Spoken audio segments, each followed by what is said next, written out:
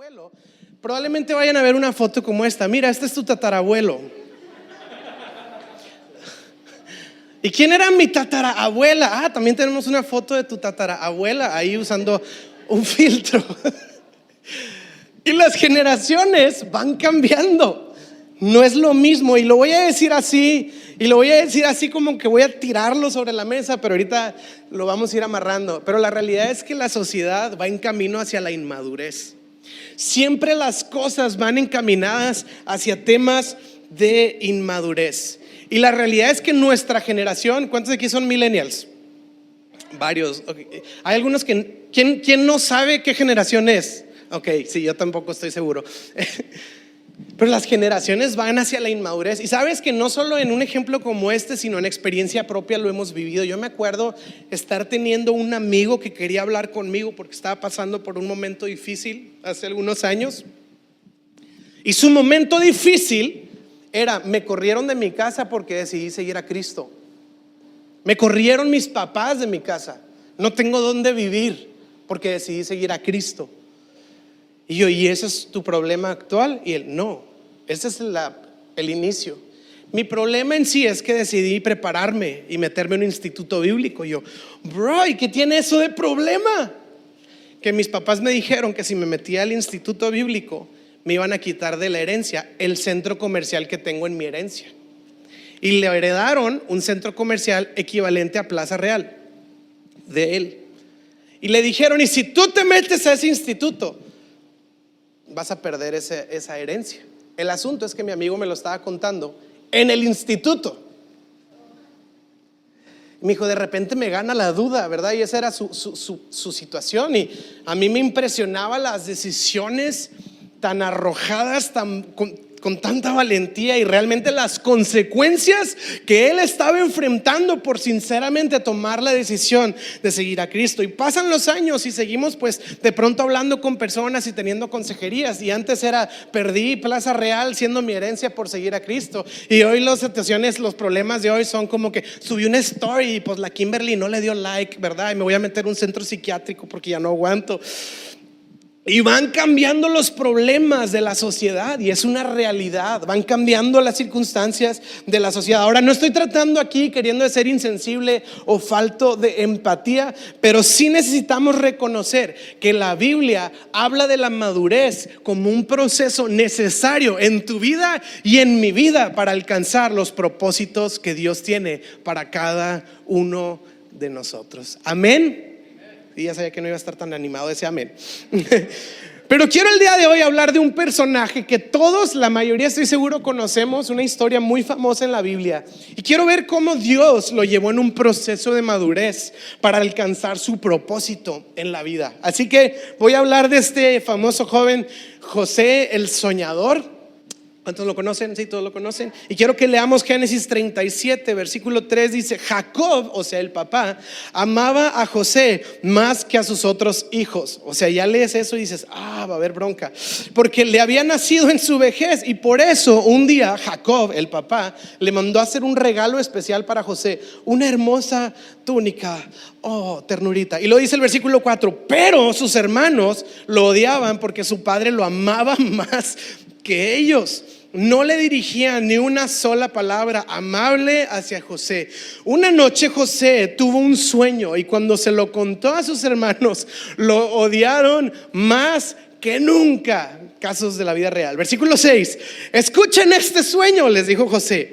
Resulta que estábamos en un campo atando gavillas o manojos de grano, y de repente mi gavilla se levantó y las gavillas de ustedes se juntaron alrededor de mí y se inclinaron ante mí. Ahora, eres el consen, de la casa. Tus hermanos te odian, tu papá te sigue mimando, ellos no te hablan, te tratan mal. Un día tienes un sueño y se te ocurre ir con tus hermanos para decirles, soñé que yo me levantaba y que todos ustedes se postraban ante mí. Y uno luego se pregunta por qué existe el bullying. A veces sí está justificado. Ay, José tenía 17 años y este es el inicio de su vida. Todo comienza con un sueño. Y si tú conoces la historia, te vas a dar cuenta que ese sueño, más que un capricho, realmente era el llamado de Dios para su vida y para su generación. Ese sueño realmente era el propósito de Dios revelado en la vida de José. Dios le mostró desde el principio el futuro al cual él lo había llamado. Y si terminamos de leer la historia, vamos a dar cuenta que era Dios. Sin embargo, nosotros procesamos el llamado de Dios a nuestra vida de la siguiente manera: Dios me da un sueño, Dios me da una visión, siguiente escena, pues Dios me tiene que posicionar en la visión.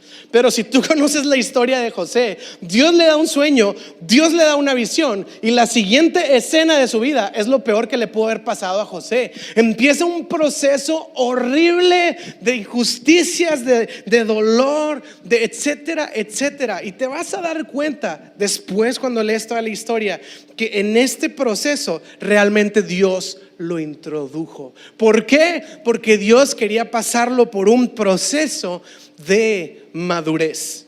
Claramente José era un joven caprichoso e inmaduro, porque cuando él habla de esta actitud del sueño, te vas a dar cuenta que los hermanos lo odian. Pero incluso el papá, que era el cónsul José, el papá lo reprende como diciendo: hey, bájale 2 rayitas a tu chiflazón. Sí, José tenía una actitud inmadura. Así que Dios le dice: José, te voy a usar. José, te voy a levantar. José, los que te rodean van a ser bendecidos a través de tu vida. Amén. Ok, necesitas pasar por el proceso. ¿Cuál? De madurez.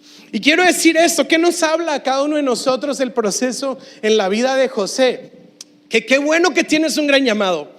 Qué bueno que tienes un gran propósito. Qué bueno que tuvimos un sueño. Qué bueno que el Espíritu Santo te habla todo y te revela todo y te anticipa todo. Súper bueno. Qué bueno que Dios te da las revelaciones. Y qué bueno que te dicen el aceitoso, porque la unción de Dios se derrama en tu vida. Qué bueno.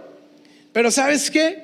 No sirve de nada tener un sueño, una visión, una revelación, si no hay madurez. Es lo que nos revela la vida de José. Fíjate bien, visiones, puse esta frase: visiones sin madurez son puras ilusiones. Alguien diga ouch.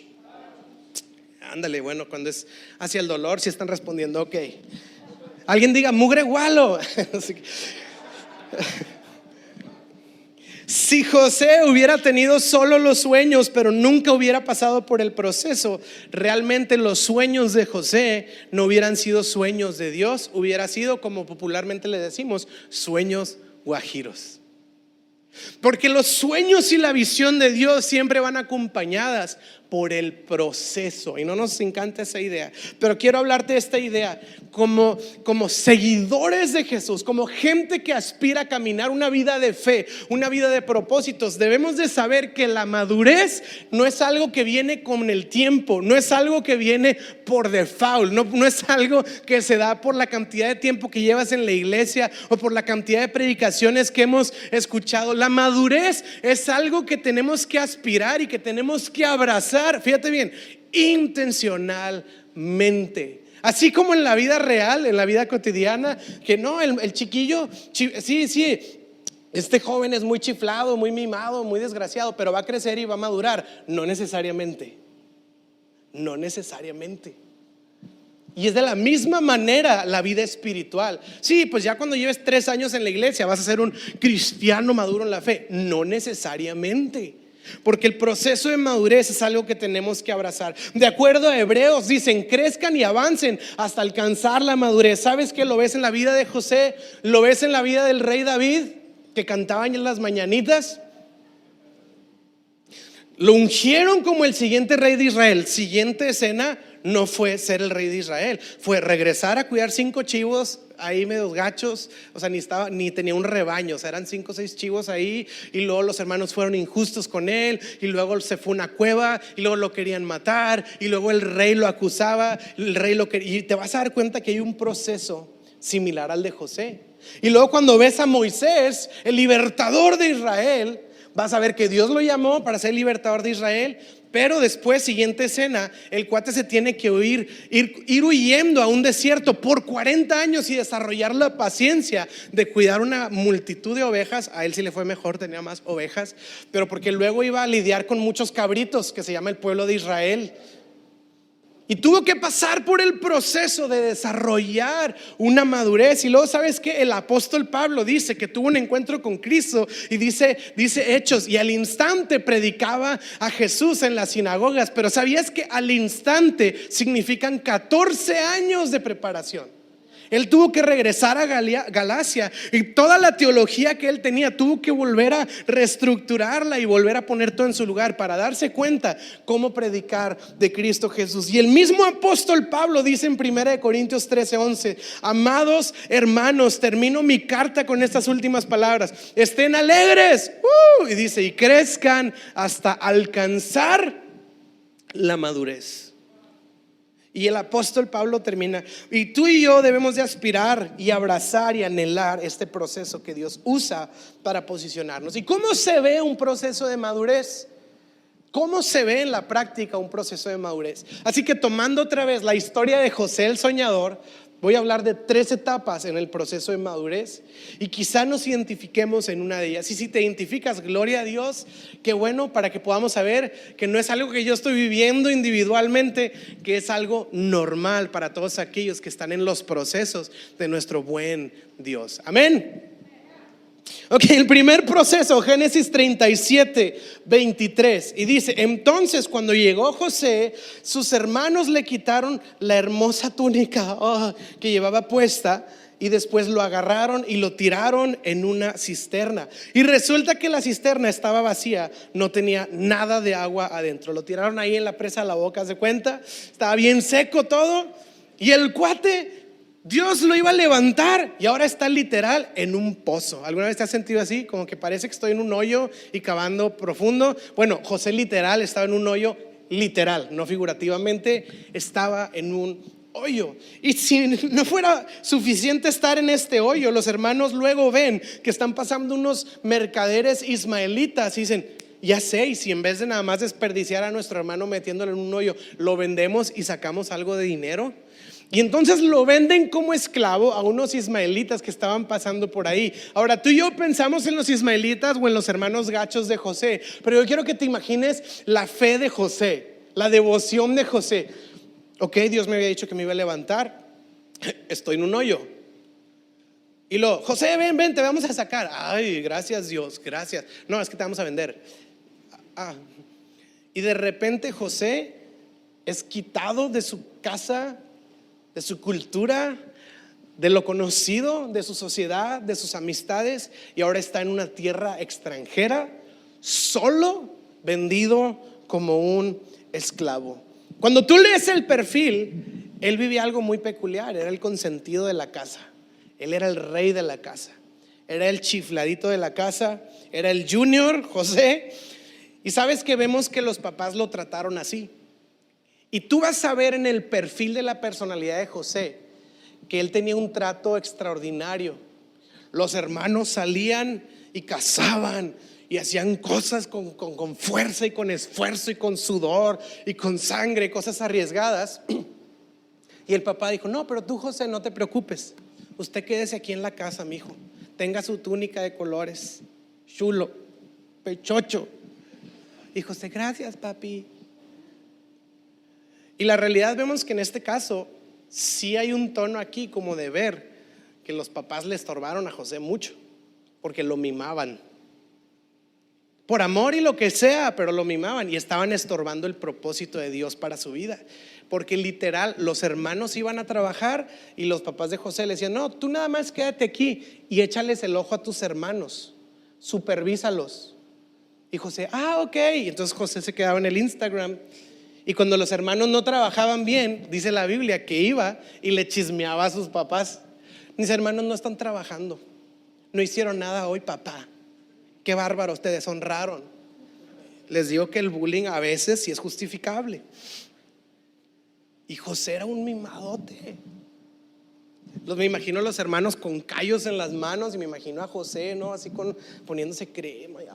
O sea, muy distinto a la condición en la que vivían uno y otro. Y esto produjo en José una inmadurez terrible. No se esforzaba, no era trabajador, él se quedaba en casa, él era el consentido de papá y solo se la pasaba chismeando al papá. Ojo, porque ¿cuántos saben que la gente que chismea es la que no tiene nada que hacer? Entonces están viendo lo que hacen otros, y José era un chismoso porque no hacía nada y nada más andaba viendo lo que hacían o no hacían los demás. Era un inmaduro, el papá hacía excepciones con él para que no se sintiera mal. Era un niño que tenía una vida, y esta es la clave, era un niño que tenía una vida de comodidad.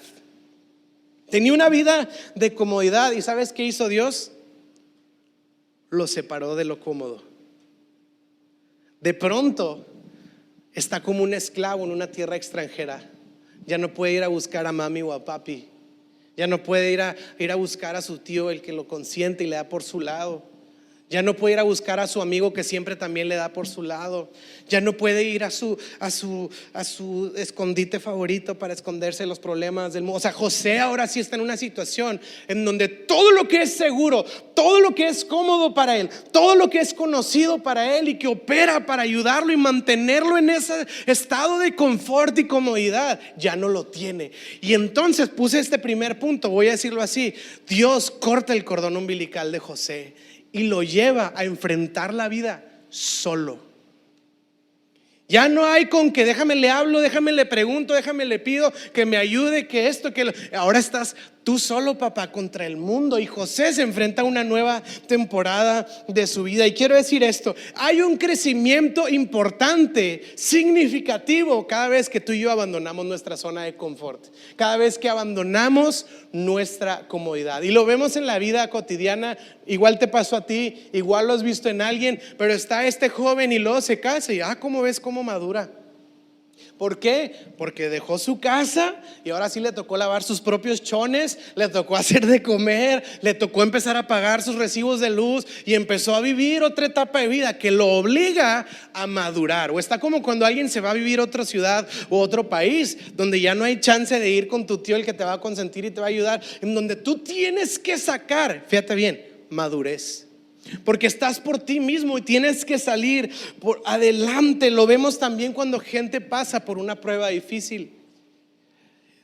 Lo vemos cuando atravesamos por momentos complicados. Cuando salimos de esos momentos, vamos a ver que hay una madurez en nosotros. ¿Sabes por qué? Porque cuando estamos en zona de comodidad y en zona de confort, nunca va a haber madurez, nunca va a haber crecimiento. Amén. El amén más silencioso. Puse esta frase: nadie que ama la comodidad va a alcanzar el llamado de Dios para su vida. Es una realidad, es una realidad. ¿O a quién ves en la Biblia que sentado en una hamaca transformó las naciones?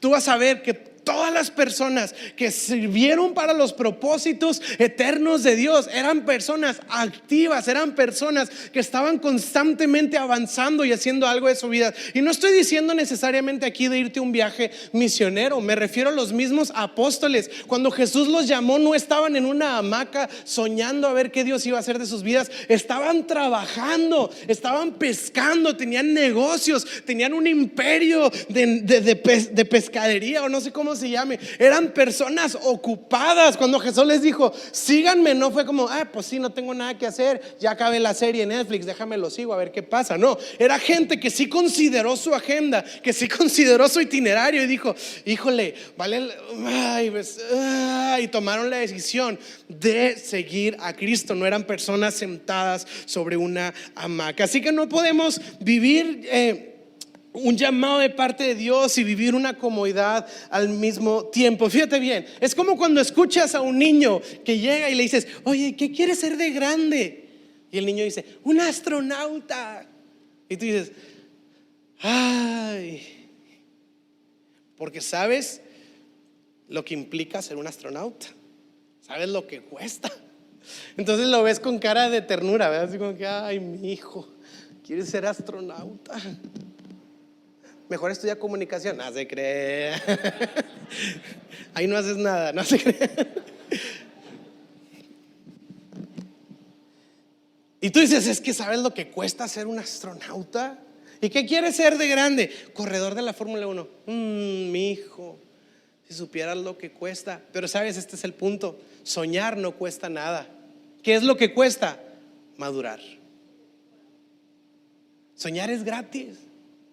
Y tú y yo podemos soñar y pensar en México rendido a los pies de Cristo y ver a mi familia entregándole su vida y ver matrimonio y podemos soñar.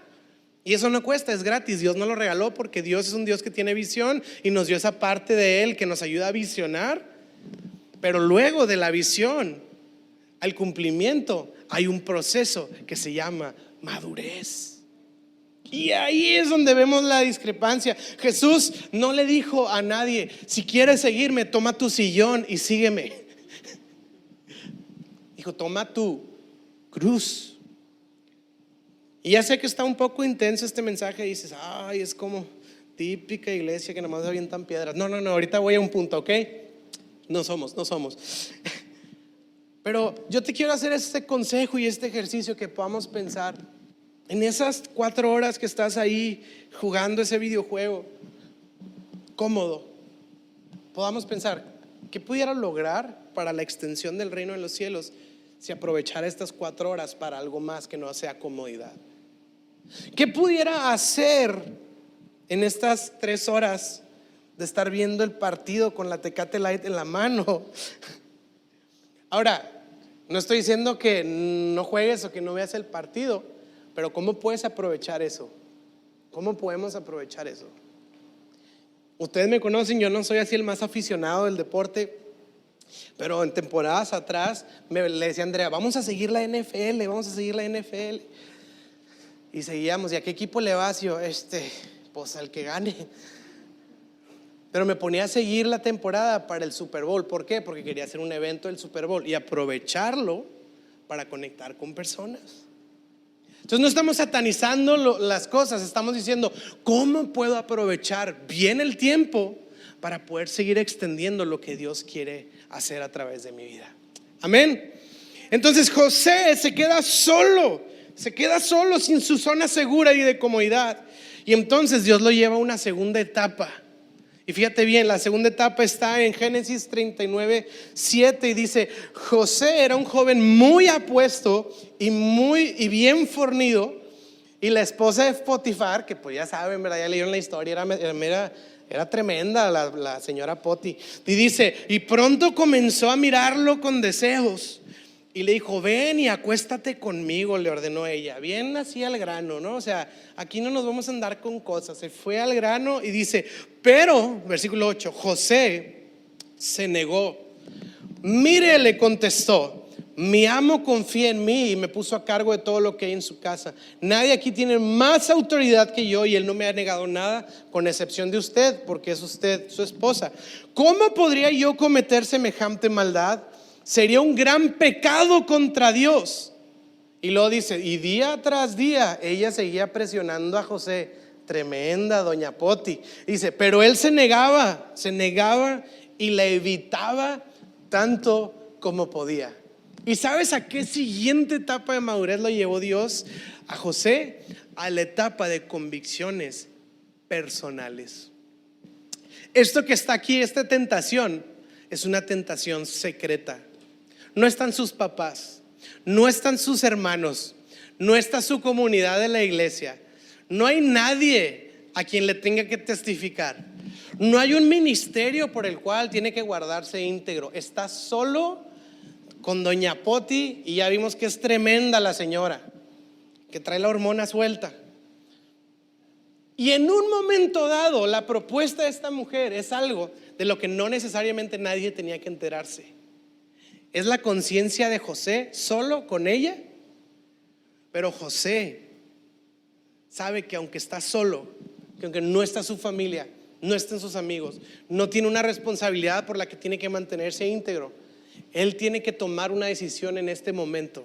Y la decisión es esta: ¿el legado espiritual de mi familia es de mi familia o es mío? ¿La educación de mis padres es la idea de mis padres o es mía? Y en este momento José se ve delante de una tentación, pero fíjate bien, de una oportunidad de encarnar sus convicciones.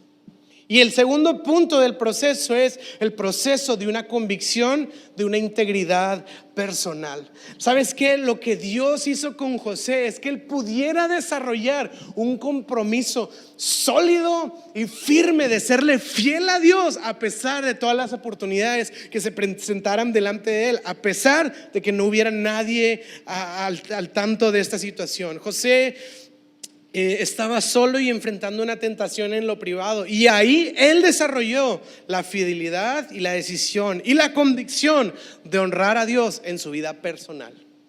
Y Santiago nos dice lo siguiente: Dios bendice a los que soportan con paciencia las pruebas y las tentaciones, porque después de superarlas recibirán la corona de la vida que Dios ha prometido a quienes lo aman. ¿Te fijas el tono de Santiago diciendo: hey, hay algo para ti en el otro lado de la tentación? Dios te ha dado todo para que la superes. Hay galardón, hay corona, hay un premio detrás de esto, como diciendo, es un examen y tú lo puedes pasar, solo tienes que tomar la decisión de una convicción personal. Y José está ahí solo con esta tipa que casi por el lenguaje dices, ella salía en una novela de Televisa, fácil. Y él tenía que decidir, y Dios lo acomodó. Y fíjate, la Biblia dice que Dios no tienta a nadie, sino que somos tentados de nuestras concupiscencias. Pero Dios quería sacar algo de José en ese momento.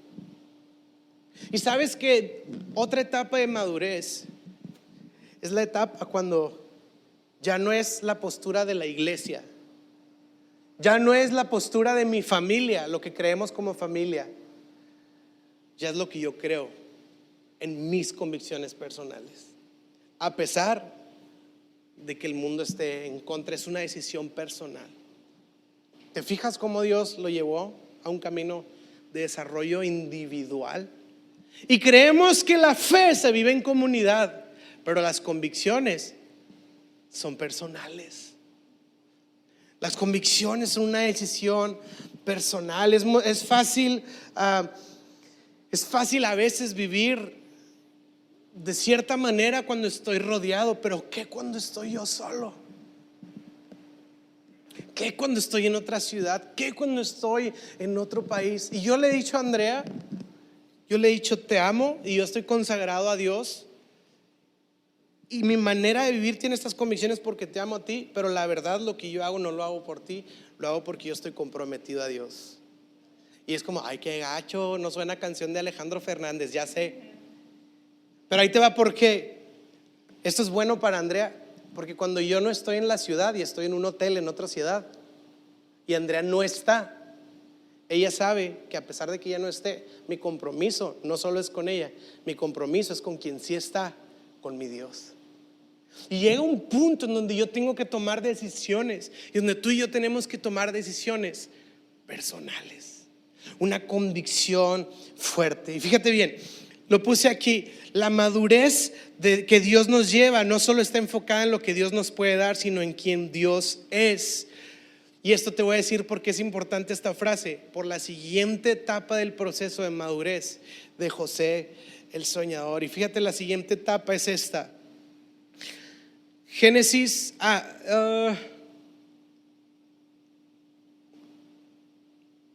sabes que perdí los versículos, pero bueno, te lo voy a decir.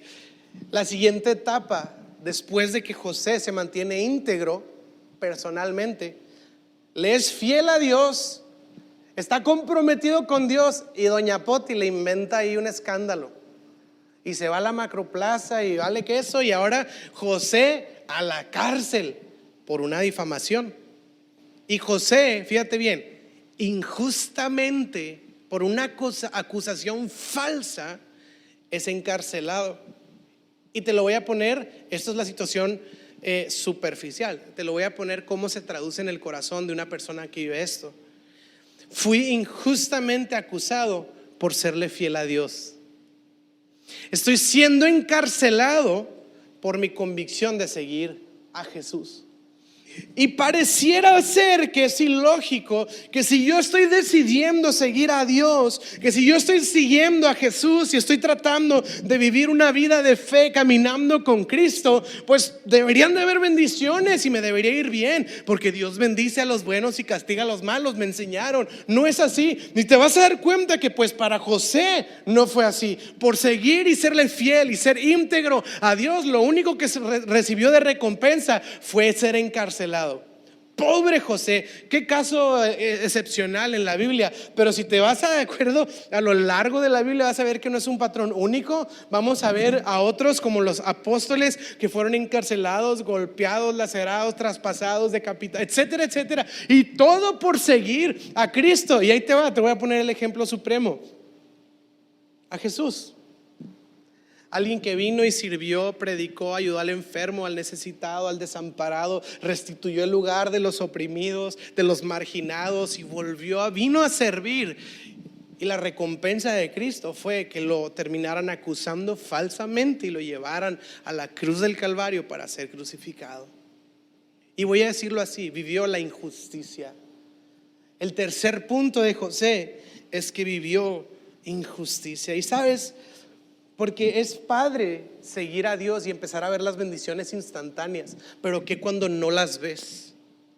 ¿Qué cuando tienes la convicción de seguirle y parece que como quiera las cosas no están yendo bien? Y yo creo que es la última etapa más difícil del proceso de madurez. Y quiero ir terminando con esta idea. Esta es la última etapa. Y es cuando haces las preguntas: Dios, ¿dónde estás? Dios, no, yo pensé, y es este momento injusto, y yo decidí seguirte y mira qué pasó. Yo decidí serte fiel y mira lo que resultó. Y yo decidí servirte y mira lo que me hicieron. Yo sí creer en ti y no vi el milagro. Decidí servir al prójimo y a la iglesia y nomás me terminaron de hundir. Es injusto. Y tú sí puedes ir viendo como si José va de un hoyo a otro. Imagínate una cisterna y luego un palacio. Y a lo mejor José dijo: hey, ya llegué al palacio, Dios me dijo que me iba a levantar. Y luego pum, a la cárcel. Y luego en la cárcel está con dos tipos, un panadero y un copero, y tienen un sueño ambos. Y José les dice: bien fácil, déjenme les doy la revelación del sueño. A ti te van a matar y a ti no. Y sucede. Y al que no matan le dice: cuando no te maten a ti, acuérdate de mí, háblales bien de mí, pues sácame de la cárcel. Claro, bro. Sí, cuando pase la pandemia nos juntamos. ¿Y qué pasó? Lo olvidaron. Y José pudiera estar ahí en una prisión, no solo física, sino de amargura, de decepción, de desilusión, y abandonarlo. Pero sabes, yo quiero traer esta palabra de ánimo para alguien. Yo no sé si sientes que tu vida ha sido estos procesos. Número uno, yo quiero decirte que no tiene el fin de destruirte, sino de levantarte. Y número dos, ya es el colmo estar en la cárcel y que vivas todo eso. Y quizá el día de hoy dices: es que ya es el colmo, es como dicen, ¿no? Me llueve sobre mojado. Y una y otra ya se salió la tía que llevo dentro. Y dices: ya. ¿Y qué si estás a punto de ver la obra completada? Yo quiero decirte el día de hoy: Discúlpenme que no uso palabras así tan elaboradas como los famosos predicadores y profetas elocuentes. Ahí te va la palabra: aguanta vara. ¿Sabes por qué? Mira Génesis 39:21, dice, dentro de todo esto, Génesis 39 dice: pero el Señor estaba con José en la cárcel. Fíjate bien, no dice y Dios miraba a José desde el cielo. Dios estaba con José en la cárcel y mira, y le mostró su fiel amor. Que el día de hoy tú y yo podamos tener en cuenta que en medio del proceso no es un Dios en el cielo que nos avienta al ruedo y nos dice cuando acabes regresas. Es un Dios que nos toma de la mano y dice vamos en este proceso juntos, y en cada etapa del proceso yo estoy contigo y vas a ver mi fiel amor. Porque yo no sé, estoy seguro que has vivido unos procesos increíbles, quizá difíciles, quizá que dices yo creo que de esta no me levanto, pero el día de hoy estás aquí. ¿Sabes por qué estás aquí? Porque su fiel amor te sigue sosteniendo. Por eso no has tirado la toalla. Por eso estás todavía esperando que Dios haga algo. Por eso estás esperando ese momento, esa palabra, eso que falta. Es porque su fiel amor te ha sostenido hasta el día de hoy. Y sabes que la madurez en sí significa esto: aprender a estar con Dios, a caminar con Dios y a luchar con Dios solo. Es empezar a escribir una historia de manera personal, individual.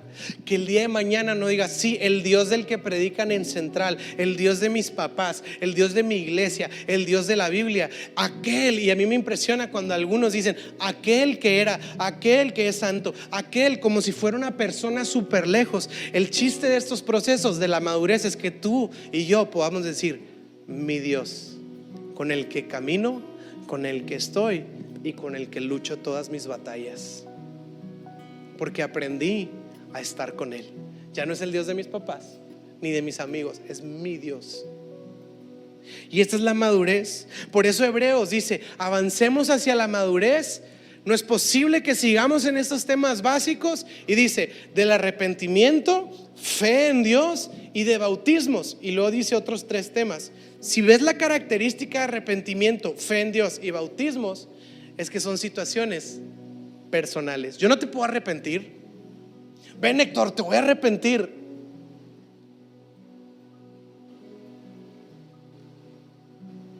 Yo no puedo arrepentir a alguien. Eso es algo que sucede en lo personal. Yo no puedo arrepentir a alguien. Yo no puedo decir, hey, Yetzi, te voy a fe en Dios. Yo no te puedo poner fe en Dios. Es algo personal. Ahora, bautismos, pues sí te puedo bautizar. Pero el bautismo es un evento que evidencia que una decisión personal. He decidido seguir a Cristo. ¿Te fijas que la madurez, más que saber teología, saber hebreo, saber hacer una oración rimbombante y que los 4 ámbitos del ámbito celestial, no, madurez es, sabes ir a Dios, sabes regresar y estar con Él, caminar con Él, luchar con Él, y vas a ver una y otra vez este proceso. Te estoy dando una pepita de oro, nos estoy dando una pepita de oro. ¿Sabes por qué? Velo una y otra vez. José es llevado solo a tener una vida con Dios. ¿Sabes qué? Moisés vivía en un palacio, en un castillo, un gran llamado, y es llevado a un desierto. ¿Y sabes con quién estaba en ese desierto? Con Dios. Y échale y vete en la historia y vas a ver que en muchas ocasiones Dios agarra a estos personajes, como David también. ¿Y sabes dónde David tenía aventuras con Dios? Él solo, no en el templo. Por eso cuando llega Goliat, David dice, yo ya me eché un león, yo ya me eché un oso, Dios me ayudó. Esa es mi historia con Dios. Y la pregunta es, ¿cuándo pasó eso? Nadie sabe, porque eso es algo que David vivió con Dios. Porque David caminó con Dios, luchó contra osos y leones en el nombre de su Dios y estaba con Dios. Muchos de sus salmos, teólogos dicen que fueron escritos antes de que fuera rey. Cuando él estaba con esos 5 chivos, él solo, él escribió su historia. Madurez es que tú y yo el día de mañana salgamos de Central y en tu casa puedas estar con Dios. Y que el día de mañana que entres a tu negocio, a tu empresa, a tu trabajo, entres y que sepas que Dios está ahí contigo. Y que el día de mañana que venga esa prueba, esas dificultades, esas tentaciones, esas trampas en las que tú y yo podemos caer, no digamos, igual lo resiste, digamos, yo estoy a la mano de un Dios fiel que me sostiene y me va a ayudar a llevar a cabo, sobreponerme sobre estas pruebas y estas tentaciones.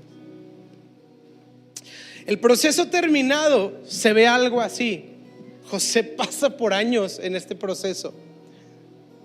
¿Y sabes qué sucede? Se cumple lo que Dios le había dicho. Llega el momento, aguanta vara en la cárcel, aguanta un momento más. Y de repente Faraón tiene un sueño. Nótese que Egipto en este momento de la historia es la superpotencia mundial. Son los pioneros en economía, en arquitectura, en sistemas religiosos, en sistemas educativos. Son la neta de ese momento. Y Faraón tiene un sueño y le atormenta. Y de repente este tipo, el copero, dice: ya me acordé, había un tipo en la cárcel que está ahí olvidado, que una vez me interpretó un sueño y se cumplió. Y entonces Faraón dice: tráemelo. Y entonces sacan a José de la cárcel. Imagínate José: me gradué, ya llegó el momento, se cumplió el proceso. Y está delante de Faraón, lo mandan rasurar, le ponen vestiduras nuevas, le echan su locioncita y está José. Y Faraón le dice en Génesis 41, dice: anoche tuve un sueño y nadie, ni mis brujos ni mis adivinos puede decirme qué significa, pero me enteré que cuando tú oyes un sueño puedes interpretarlo. Imagínate José diciendo: Dios me dio un sueño que me iba a levantar y que todos se iban a inclinar ante mí. Este es el momento de brillar. Way to go, José. Este es el momento. Súbelo a Instagram. Pon acá la foto y gloria a Dios, aquí con Faraón, íntimos amigos. Es tu momento de brillar. José, ¿puedes hacerlo? Y mira la madurez que hay ahora en las palabras de José. Versículo 16. No está en mí el poder para hacerlo, respondió José, pero Dios puede decirle lo que el sueño significa para darle tranquilidad.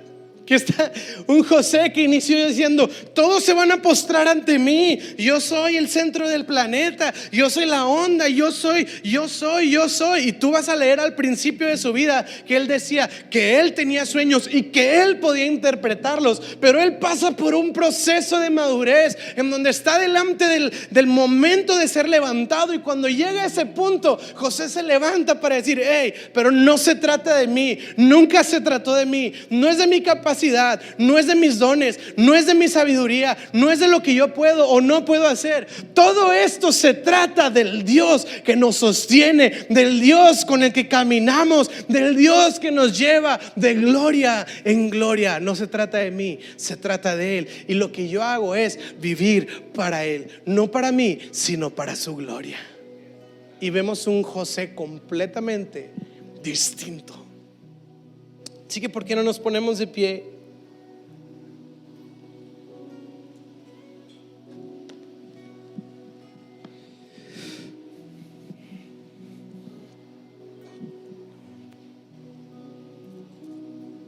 Y yo quiero invitarte a abrazar el proceso de madurez. Ahora quiero ser específico con esto. No quiere decir que si tú dices el día de hoy: quiero ser maduro, entonces te va a pasar una tragedia saliendo de la iglesia o algo así. No. Y tampoco estoy diciendo que Dios nos envía tragedias nada más para que maduremos, ándele para que aprenda. No. Vivimos en un mundo caído, con problemas, con injusticias y con dificultades.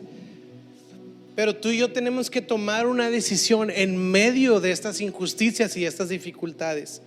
Puedo procesarlo y decir: es injusto, a mí no me deberían de tratar así, a mí no me deberían de hablar así, a mí no me... y empezar a pensar como José en la primera etapa de su vida. O puedo procesar las pruebas y la injusticia desde la perspectiva correcta, decir: esto no es de Dios, pero Dios lo puede usar para traer vida Dios lo puede usar para traer propósito. Entonces podemos sufrir de oquis, o podemos en medio de la cisterna decir: Dios, haz algo, úsame, interviene. Y te vas a dar cuenta que si tomamos esta perspectiva, vamos a darnos cuenta que Dios siempre estuvo ahí. Y te voy a decir esto, y que siempre va a estar ahí, y que Él siempre quiere mostrarte su fiel amor. Amén. ¿Por qué no oramos? Y si pudiera resumir en una frase este mensaje y esta enseñanza teológica del autor de Hebreos, es esto: tú y yo tenemos que aprender a estar solos con Dios, a caminar solos con Dios y a luchar solos con Dios. No quiere decir que no vengas a la iglesia y que no tengas amigos y que no lo hagas en comunidad, pero es que a veces dependemos de otros para nuestra relación con Dios. Y la madurez es que no dependes de nada, dependes simplemente de Dios y de su gracia. Va a haber un día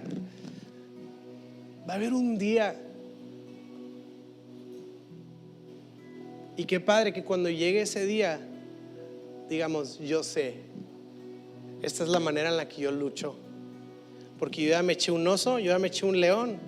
Venga lo que venga, yo ya tengo una historia con Dios. Y si Él me fortaleció en el pasado, me puede fortalecer hoy y me va a fortalecer en el futuro. Esa es nuestra fe y esa es nuestra esperanza. Señor, te doy gracias porque tú has estado con nosotros.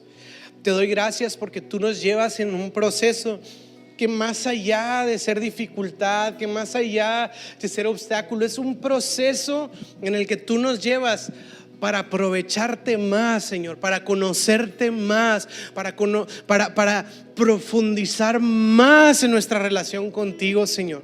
Tú nos quieres enseñar a estar contigo. Tú nos quieres enseñar a caminar contigo, y tú nos quieres enseñar a luchar contigo, Señor. Y así como lo has hecho, Señor, a lo largo de la historia con tantos hombres y mujeres de fe, Señor, lo que al final del día todo esto nos grita, Señor, nos es predicado a gritos, es que tú quieres que estemos contigo. Tú nos estás llamando a acercarnos a ti como un buen padre. Como un buen padre que sabe que necesitamos de ti, Señor, para vivir. Así que el día de hoy, Señor, yo te pido en el nombre de Jesús que nos ayudes a crecer en nuestra relación contigo, que nos ayudes a crecer en nuestro espíritu, en nuestras convicciones. Ayúdanos que cuando lleguemos a casa sepamos que tú nos estás esperando ahí. Que también cuando salgamos por nuestro camino, que tú quieres caminar con nosotros. Y que cuando vengan las pruebas, las luchas, las aflicciones, sepamos que tú quieres que luchemos también contigo esto, Señor.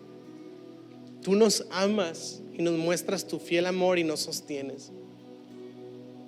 Ayúdanos a recordar que todo esto se trata de ti, y que todo lo que tú quieres hacer en nosotros y a través de nosotros es para que otros puedan saber que hay un Dios dispuesto a caminar con nosotros, que hay un Dios disponible a quien podemos acudir para sea la etapa que estemos.